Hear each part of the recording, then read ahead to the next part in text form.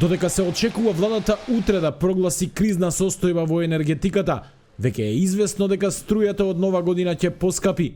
Првиот човек на државни електрани Васко Ковачевски вчера за телевизија 24 рестрикциите ги отфрли како можност за заштеда на електрична енергија, но само како што вели ако се оди според планот.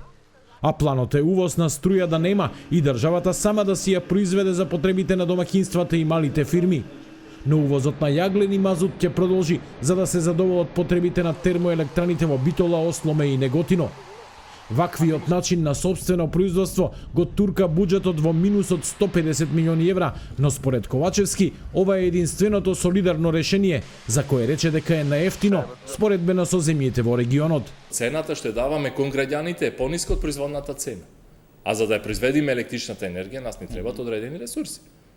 Значи јас сега плаќам 2 пати струја. Значи вие плаќате цената кон граѓаните, а државата, односно владата од владиниот буџет, односно сите ние граѓаните, ја субституираме заеднички солидарно цената на електричната енергија, затоа што ако биде реална цената, одредени граѓани, одредена категорија на граѓани, посебно социјалните случаи нема да може да ја плаќат. Од 1 септември на сила ќе стапат и мерките за штедење кои владата ги донесе минатата недела.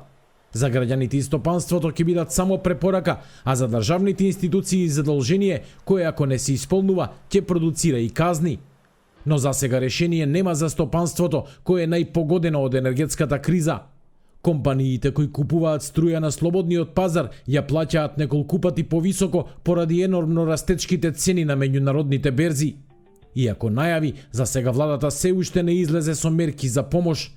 Првиот човек на државните електрани Васко Ковачевски вели дека иако ЕСМ нема обврска да произведува струја за компаниите, таа веќе снабдува здравствени, но и други државни институции.